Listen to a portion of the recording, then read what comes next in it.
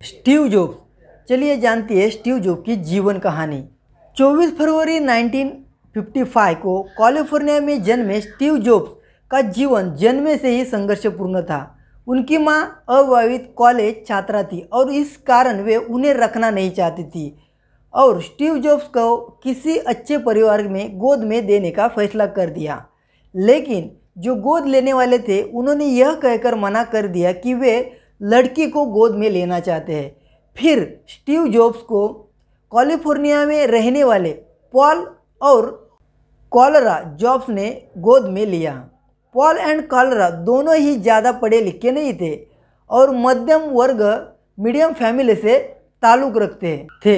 सन 1973 में मई जॉब अटारी में तकनीशियन के रूप में कार्य करते थे।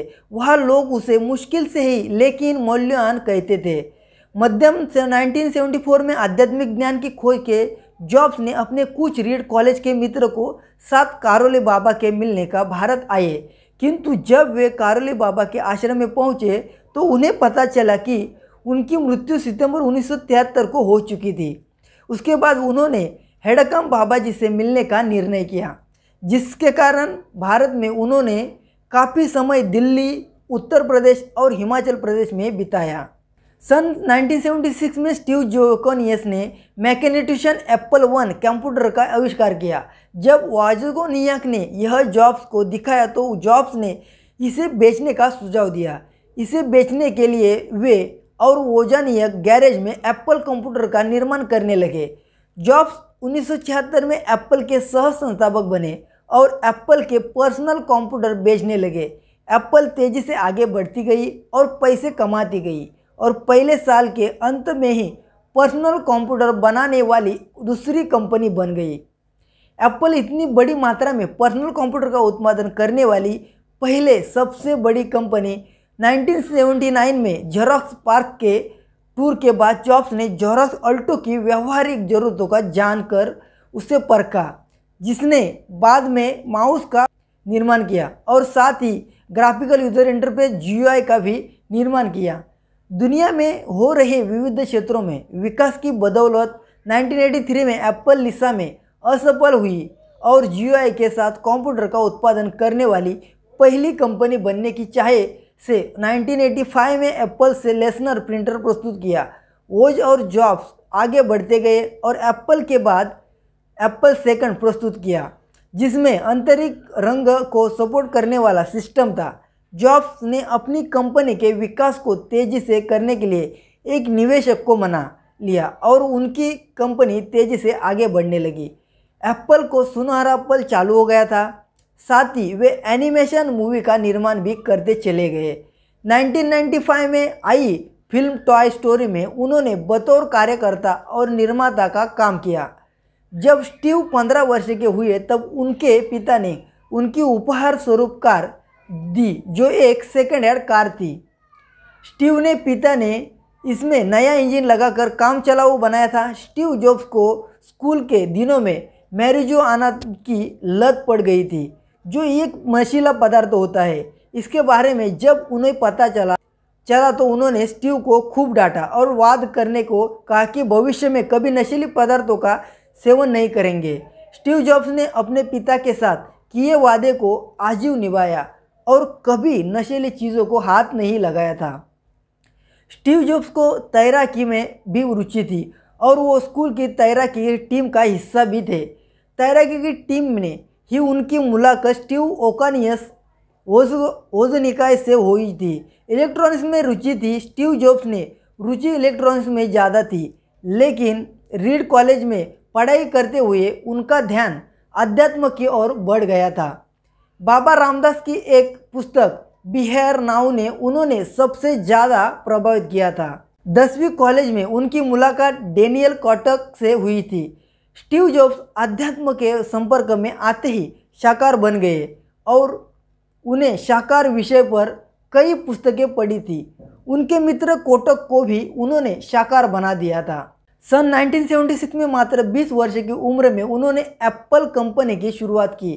स्टीव ने अपने स्कूलों से सहपाठी मित्र वोजनियाक के साथ मिलकर अपने पिता के गैरेज में ऑपरेटिंग सिस्टम, मैकेनेटिशन तैयार किया और इसे बेचने के लिए एप्पल कंप्यूटर का निर्माण करना चाहे थे, लेकिन पैसों की कमी के कारण समस्या आ रही थी।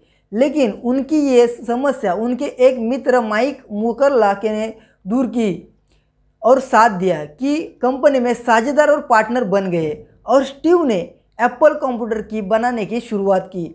लेकिन उनकी ये उपलब्धि ज़्यादा देर तक नहीं रही। उनके साझेदारों और द्वारा उनको ना पसंद किया जाने और आसपास में कहीं सुनी के कारण एप्पल कंपनी की लोकप्रियता कम होने लगी। धीरे धीरे कंपनी पूरी तरह कर्ज में डूब गई और बोर्ड ऑफ डायरेक्टर की मीटिंग में सारे दोष स्टीव का ठहराकर सन 1985 में उन्हें एप्पल कंपनी से बाहर कर दिया। ये उनके जीवन का सबसे दुखद पल था। प्रसंग पेसिफिको के पूर्व प्रेसिडेंट जॉन स्कूल कहते हैं कि जब मैं एक बार उनके घर पर गया तो देखकर हैरत में पड़ गया कि कमरे में मैं एक भी फर्नीचर नहीं था, सिर्फ एक तस्वीर लगी थी। वह तस्वीर थी आइंस्टाइन की। स्टीव आइंस्टाइन को अपना आदर्श मानते थे। थैमूर कहते हैं, बौद्ध धर्म मानता है कि आप ध्यान के जरिए सत्य जान सकते हैं, साथ ही आप अपनी क्षमता को असीम बढ़ा सकते हैं। स्टीव जॉब्स ने ऐसा ही किया था। संघर्ष के दिनों को याद करते हुए उन्होंने कहा कि एक ऐसा भी वक्त था जब मैं ज़मीन पर सोने को मजबूर था, इसलिए असफल और ख़राब हालत में परेशानी होने की ज़रूरत नहीं है। स्टीव ने एक बार स्वीकार किया था कि उन्होंने एससीडी ड्रग्स का इस्तेमाल किया था। आने वाले कल में कुछ नया करते हैं, बजाय इसकी चिंता करने की कल क्या हुआ था।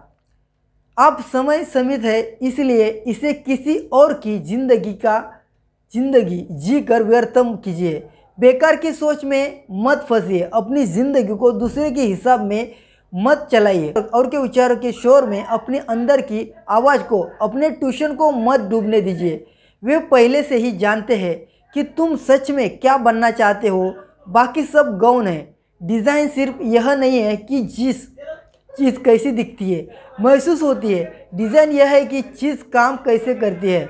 यह निश्चय करना है कि आपकी क्या नहीं करना चाहिए, आपको क्या करना है। इस बात को याद रखना कि मैं बहुत जल्द मर जाऊंगा। मुझे अपनी ज़िंदगी में बड़े निर्णय लेने सबसे ज़्यादा है मददगार होता है, क्योंकि जब एक बार मौत के बारे में सोचता हूँ तब सारी उम्मीद, सारा गर्व, असफल होने का डर, सब कुछ गायब हो जाता है और सिर्फ वही बात बचती है जो वाकई ज़रूर है। इस बात को याद करने की एक दिन मरना है। किसी चीज़ को खोने के डर को दूर करने का सबसे अच्छा तरीका है आप पहले से ही नंगे हैं।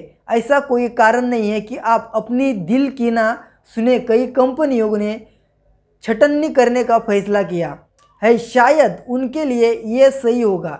हमने अलग रास्ता चुना है। हमारा विश्वास है कि अगर हम कस्टमर के सामने अच्छे प्रोडक्ट्स रखते रहेंगे तो वो अपना पर्स खोलते रहेंगे।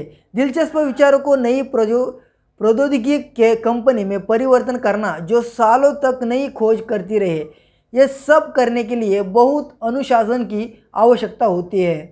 सन 2003 से पेन क्रिएटिव नाम की कैंसर की बीमारी हो गई थी, लेकिन फिर वे रोज़ कंपनी में जाते ताकि लोगों को बेहतरीन से बेहतरीन टेक्नोलॉजी प्रदान कर सके। और कैंसर की बीमारी के चलते 5 अक्टूबर 2011 को पालो आल्टो कैलिफोर्निया में उनका निधन हो गया था। इस तरह से स्टीव जॉब्स की जीवन कहानी थी। स्टीव जॉब्स की जीवन कहानी सुन के आपको कैसा फील हो रहा है कमेंट में ज़रूर बताना, और ऐसे मोटिवेशन स्टोरी सुनने के लिए हमारे चैनल को सब्सक्राइब करके बेल आइकॉन दबाना। जय भारत।